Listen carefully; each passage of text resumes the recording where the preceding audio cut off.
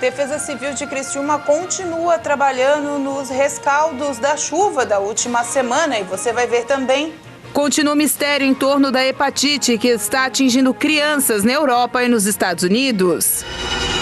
Desmatamento recorde na Amazônia é confirmado pelo INPE.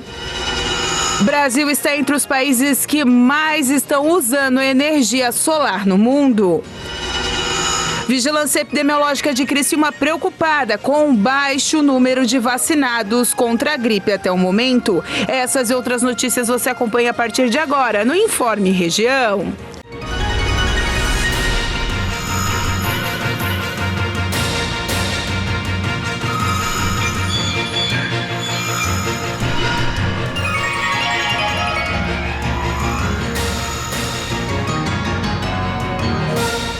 Olá, hoje segunda-feira, dia 9 de maio de 2022. Tempo bom em toda Santa Catarina. O Brasil é um dos países que mais gera energia fotovoltaica no mundo. No ano passado, a geração distribuída no Brasil foi a quarta em crescimento no mundo, superada apenas por países como Estados Unidos, China e Índia. O ministro de Minas e Energia, Bento Albuquerque, discursou em um evento da Agência Nacional de Energia Elétrica, ANEEL. Espera-se também ainda a aceleração da geração solar, saltando de 8 para cerca de 40 gigawatts, como eu já mencionei anteriormente, tendo uma maior participação na nossa matriz nos próximos 10 anos. Destacamos também a aprovação da Lei 14.300, que instituiu o marco legal da microgeração e mini-geração distribuída. A lei regulamenta as modalidades de geração, o sistema de compensação de energia elétrica e o programa de energia renovável social. Em relação à energia eólica, a previsão é que ela se mantenha responsável por mais de 11% da matriz elétrica até a próxima década. Em junho, deve acontecer o leilão que vai conceder a construção de linhas e instalações de transmissão de energia em 13 estados, avaliada em 15 bilhões e 300 milhões de reais. Infelizmente, um dado nada bom. O mês de abril deste ano bateu recorde de desmatamento na Amazônia, segundo o levantamento feito pelo Instituto Nacional de Pesquisas Espaciais. Foram mais de 1.000 quilômetros quadrados de alertas de desmatamento até o dia 29 de abril. Esse é um patamar nunca visto antes nessa época do ano, desde 2016, quando o INPE começou essa série histórica. De 1º a 29 de abril, as imagens do Sistema de Monitoramento DETER do Instituto Nacional de Pesquisas Espaciais mostram alertas de desmatamento em mais de 1.012 quilômetros quadrados, o equivalente a cerca de 1.400 campos de futebol. O recorde anterior era de 580 quilômetros quadrados para todo o mês de abril de 2021. Desde o início do ano, 1.954 quilômetros quadrados foram desmatados, bem mais do que nos 4 primeiros meses de 2021. Outro motivo de preocupação é que abril é o último mês de estação chuvosa, quando o desmatamento costuma ser menos severo. Já o dado deste ano está próximo do recorde de um mês de junho, que marca o início da estação seca de 1.061 quilômetros quadrados em 2021. E segue o mistério em torno da hepatite que tem atingido crianças em países da Europa e dos Estados Unidos. Centros de Informações Estratégicas monitoram juntamente com a Rede Internacional de Vigilância Hospitalar a situação das crianças infectadas e a detecção de novos casos suspeitos da doença. A origem da infecção ainda é desconhecida.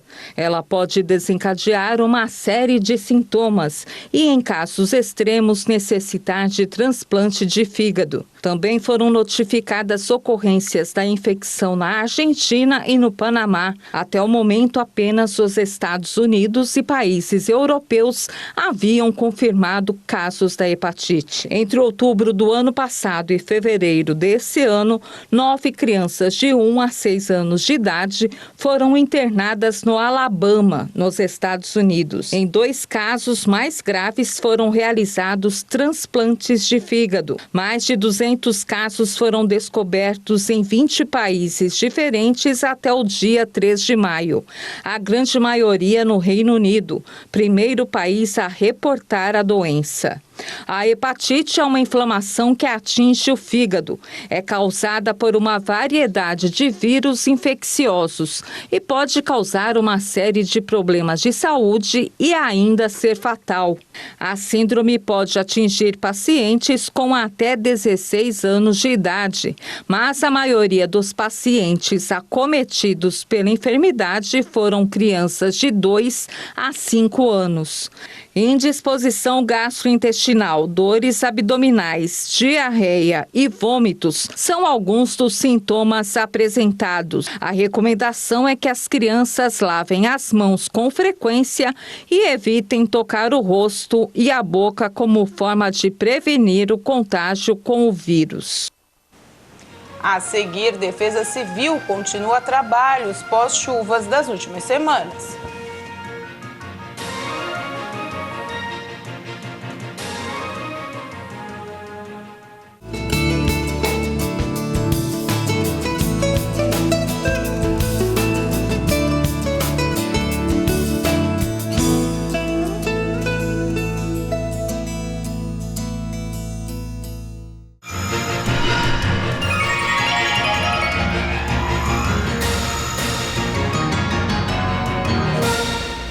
A aplicação de multa no valor de R$55 mil para pessoas que forem condenadas por crime de pedofilia.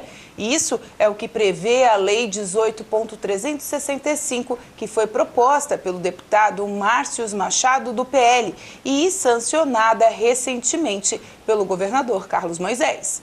Aplicação de multa no valor de R$55 mil para pessoas que forem condenadas por crime de pedofilia. É o que prevê a Lei número 18.365, sancionada recentemente pelo governo do estado. A nova legislação foi proposta pelo deputado Márcio Machado e aprovada em plenário pelos demais parlamentares. Conforme o texto da lei, a multa deverá ser aplicada aos condenados após o processo ter transitado em julgado, ou seja, com sentença definitiva e sem possibilidade de novos recursos. A proposta também prevê o reajuste anual da multa e que os recursos da arrecadação deverão ir para o Fundo Especial da Infância e Adolescência.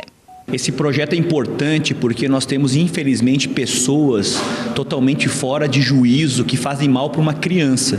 Então, após o trânsito em julgado, ela será multada em R$55 mil. Esse dinheiro vai para o FIA, que é o Fundo da Criança e Adolescente, para tratamento da psique dessa criança e da família. Então, é muito importante esse projeto e nós avançamos no que tange ao combate contra essa pedofilia, que realmente é fora de qualquer contexto e que está num lado escuro da força muito pesado. E a Defesa Civil de Criciúma ainda continua trabalhando nas ações de ajudas e também monitoramentos dos estragos causados pela chuva da última semana. Bom, a chuva da última semana ainda, claro, segue sendo assunto em toda a região sul. Algumas cidades já estão liberadas. No final de semana as águas já começaram a baixar de uma forma aí que deixaram áreas que estavam isoladas já andando normalmente, seguindo a sua vida. Em Criciúma também teve alguns pontos que foram monitorados pela Defesa Civil na última semana e que chamaram a atenção. Sobre isso eu vou falar com o Fred Gomes, ele que é o coordenador da Defesa Civil. Ô Fred, então, vocês trabalharam exaustivamente na última semana? Foi de domingo até quinta-feira, um trabalho cheio de detalhes para atender a população de Criciúma e também dar suporte para os municípios vizinhos que fazem aí limite com o município, né? Exatamente, meus cumprimentos a todos que nos assistem, exatamente isso, Michele, de domingo até sábado a gente ainda fez o rescaldo das ocorrências, que a gente tinha no sistema. A Defesa Civil atuou aí em mais ou menos 57 ocorrências, e aí nessas 57 ocorrências, desde domingo até no sábado. Nesse meio tempo, a gente conseguiu atender ocorrências de deslizamento de terra até queda de árvore pelo encharcamento do solo. Na questão do alagamento, pelo volume de chuva que a gente teve, o que mais nos preocupou e que teve uma atenção maior da municipalidade foi o bairro Sangão, ali na questão do pontilhão que ficou isolado. Foi o único ponto que a gente teve de bloqueio no município. E graças a Deus, todos os outros pontos da cidade que a gente conseguiu atuar antes dessa chuva, a gente conseguiu passar bem, conseguiu passar sem problemas maiores. Então eu consigo te dizer, Michele, que Criciúma, nesse caso, fez o dever de casa mitigando riscos antes do evento acontecer.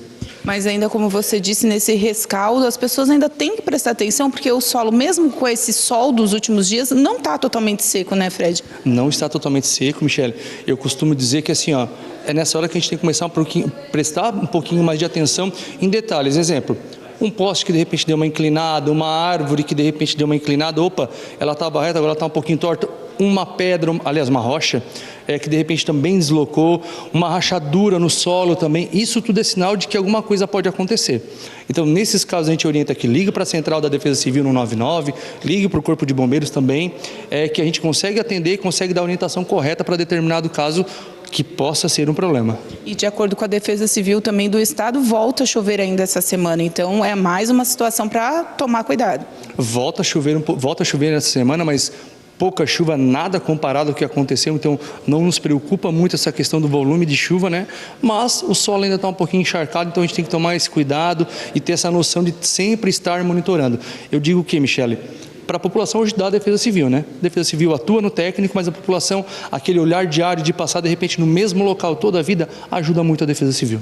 No caso, o telefone da Defesa Civil já voltou a funcionar normalmente? Teve um problema também semana passada? Como é que está essa questão de comunicação, Fred? Sim, na realidade o telefone da Defesa Civil ele não ficou fora, ele oscilou muito, né? Então às vezes ele funcionava, às vezes não funcionava, a Central 199, mas a gente disponibilizou o WhatsApp da Defesa Civil, que é um telefone que funcionava pela rede, né? De 3G, 4G, e aí funcionava normal aqui. Então, o 199 ele está normalizado, a gente pede que todas as ocorrências sejam feitas neles ou no telefone da Defesa Civil. Posso passar o telefone? Pode. 99162-9006. E na questão de doações, a gente sabe que o nosso povo é muito solidário, toda vez que acontece algum tipo dessa situação, a gente já está, infelizmente, acostumado, acaba se solidarizando. A gente viu algumas campanhas que estão acontecendo nas igrejas, também o Criciúma Esporte Clube, através da sua torcida, está também arrecadando. Como é que está isso via Defesa Civil? Então, eu recebi alguns contatos, né? Muitas pessoas oferecendo ajuda, e eu falei, pessoal, sem problema nenhum, é muito interessante que a gente consiga ajudar as outras pessoas, ajudar os outros municípios, né?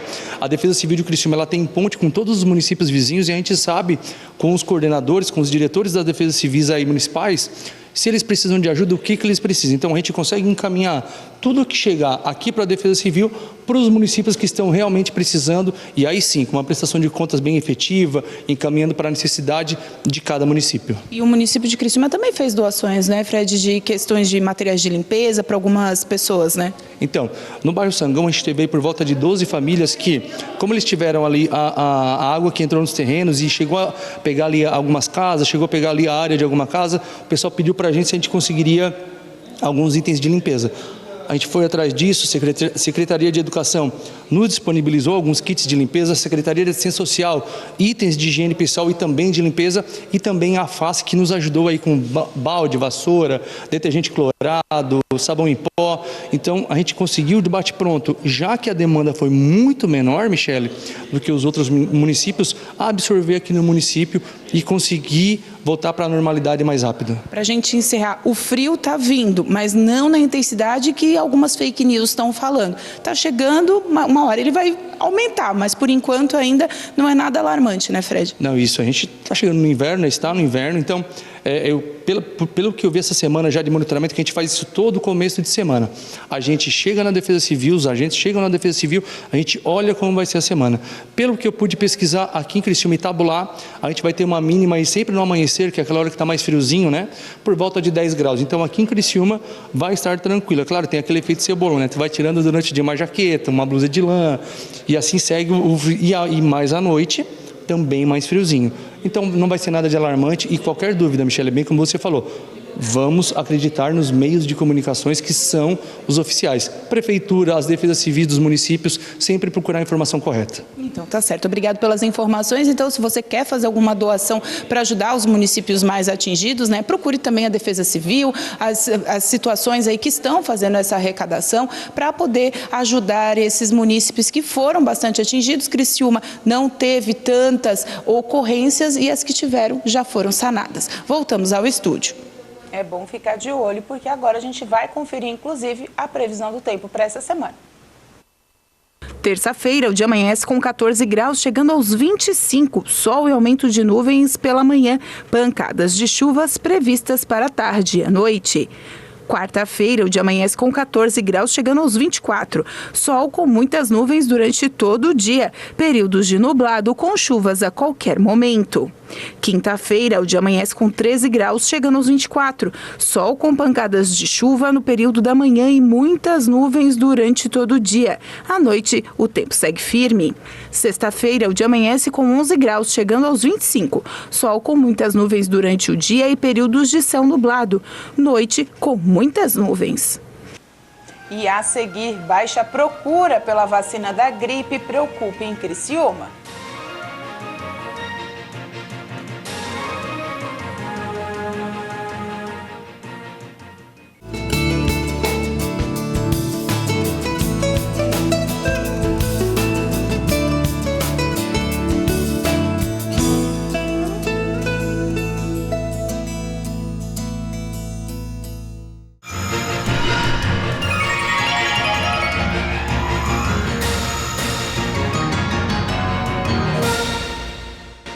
A baixa procura por grupos prioritários, principalmente o das crianças, para vacinar contra a gripe e também o sarampo, estão preocupando os agentes da vigilância sanitária.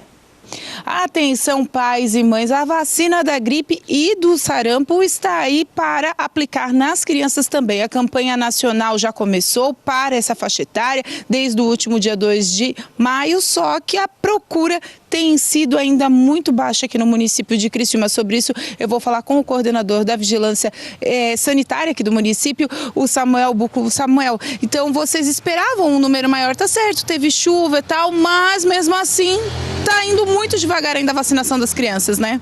Sim, realmente esperávamos um número maior, uma procura maior nas nossas unidades de saúde. Fizemos um grande dia D, né, no dia 30, no sábado retrasado. Com 14% já do público-alvo atingido naquela oportunidade, mas nós esperávamos que a toada seguisse no mesmo caminho.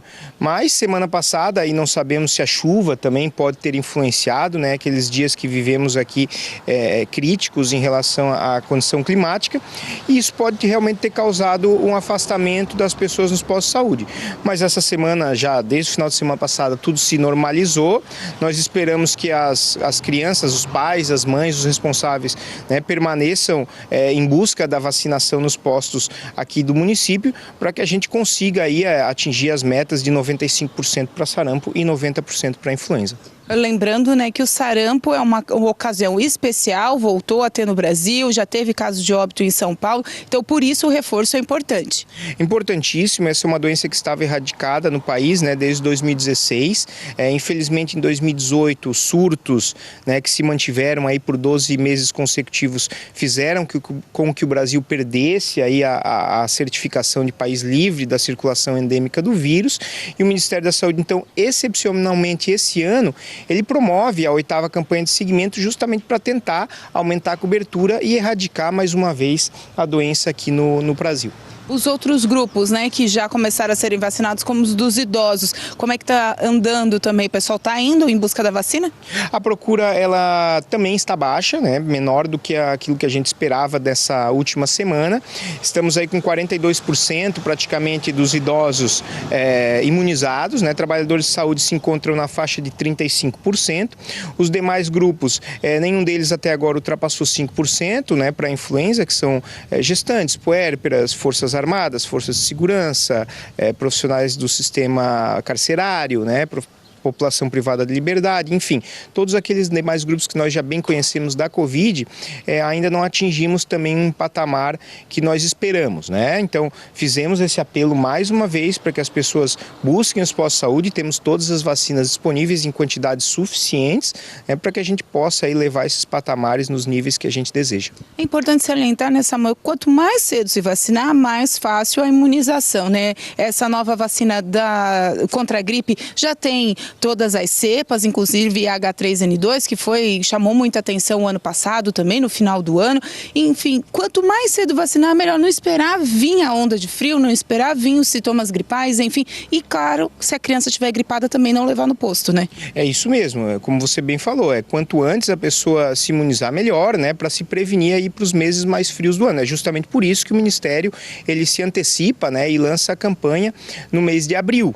Então, para que quando chegue ali os meses de junho, julho, né, que são geralmente os meses mais frios da estação do inverno, a gente esteja preparado para essas doenças circulatórias, respiratórias, né, que circulam aqui no município. Como você bem falou também, pessoas com sintomas gripais, principalmente envolvendo febre, elas devem aguardar um pouco, pelo menos a melhora completa, né, dos sintomas, para que possam então receber a sua dose. Só para a gente encerrar, quem faz vacina no particular, Samuel, como é que conta isso para a vigilância, né? Porque a gente sabe que muitos pais acabam se antecipando, comprando as doses das vacinas contra a gripe, enfim.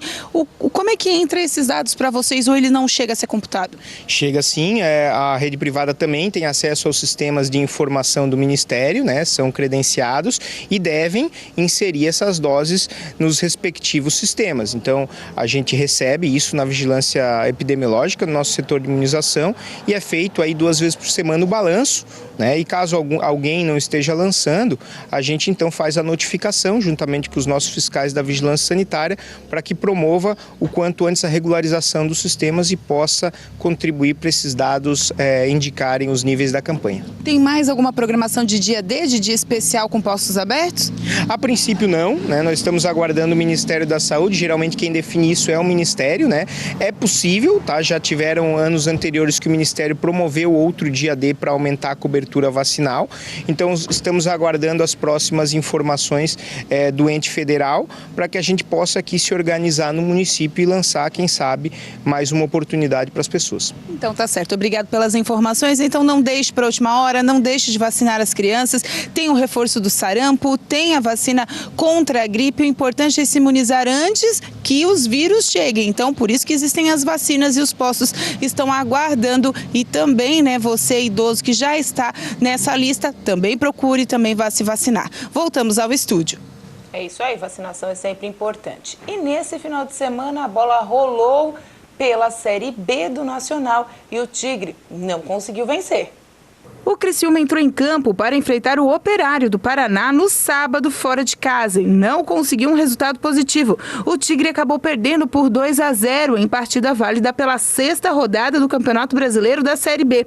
O tricolor, com o resultado, ficou na 14ª colocação com 6 pontos marcados até agora e volta a jogar no sábado diante da sua torcida às 11 horas da manhã contra o CRB. Dos outros catarinenses vão entrar em campo essa semana, também pela segundona do Brasileiro. O Brusque enfrenta o Tombense na quarta-feira às 9h30 da noite e a Chapecoense vai enfrentar o Vila Nova fora de casa na sexta-feira às 7 da noite. Currículo, entrevista, vagas de emprego. Esses serão os assuntos do Sala de Entrevistas dessa semana com uma especialista no assunto. Montar um bom currículo e se candidatar para as vagas de trabalho dispostas na região. Parece até tarefa fácil, mas com o número de vagas e desempregados, ter uma boa estratégia hoje é fundamental. E esse será o assunto do Sala de Entrevistas nesta terça-feira, com a psicóloga e diretora de uma empresa de RH, Vânia Menegali. É importante que as pessoas entendam que elas não devem se frustrar, do tipo, eu rodei, por que eu rodei na entrevista? Na realidade, é como uma cor. Pensa assim, qual é a cor certa? Cada um tem a cor que mais gosta, que mais combina, que mais tem a ver. Não existe a cor ideal. Assim como um candidato, às vezes ele não tem um conhecimento técnico para ser um caixa, né, numa empresa, numa loja, mas ele tem conhecimento técnico para ser um vendedor. E tem habilidades, né, tem soft skills, como a gente fala. Então é importante as pessoas perceber. Para esse cargo, então nós estávamos conversando anteriormente, né? Então, uma situação, a pessoa é um cargo de gerente, a pessoa só é operacional e ela se candidata para a vaga de gerente. Quer dizer, é uma grande perda de tempo. Por quê? Porque ela não tem a habilidade, ela não tem as competências, não tem a vivência para isso e vai interferir profundamente. Provavelmente ela vai ficar muito frustrada e a empresa e a equipe também vão ter alguns problemas relativos a isso. Então é importante entender. Se eu sou um especialista em tecnologia, eu tenho que me colocar para vagas de tecnologia, e se eu estou buscando desenvolver novos caminhos na carreira, então eu preciso buscar um especialista. Isso lá na Excelência a gente faz muito, né, constantemente. Estou na dúvida, eu sou da área da saúde, mas agora eu quero ir para a área da tecnologia, eu sou da tecnologia e quero ir para uma área da psicologia, enfim. E a gente faz todo um desenvolvimento de perfil, análise desse perfil e ver se a pessoa está compatível para aquilo que ela está buscando. E dá o direcionamento. Então, não é necessário, a pessoa tem que avaliar. O perfil desse cargo cabe para as competências que eu tenho, sejam elas técnicas, sejam elas comportamentais ou tecnológicas. Várias dicas e observações de como se portar e ir em busca da tão sonhada vaga de trabalho você acompanha no Sala de Entrevistas, nesta terça-feira, a partir das 3h30 da tarde. Eu sou Vânia Menegali, diretora técnica de uma empresa de gestão de pessoas. Vim aqui falar sobre preencher currículos de forma adequada, conseguir ter uma performance numa entrevista e buscar oportunidades de emprego.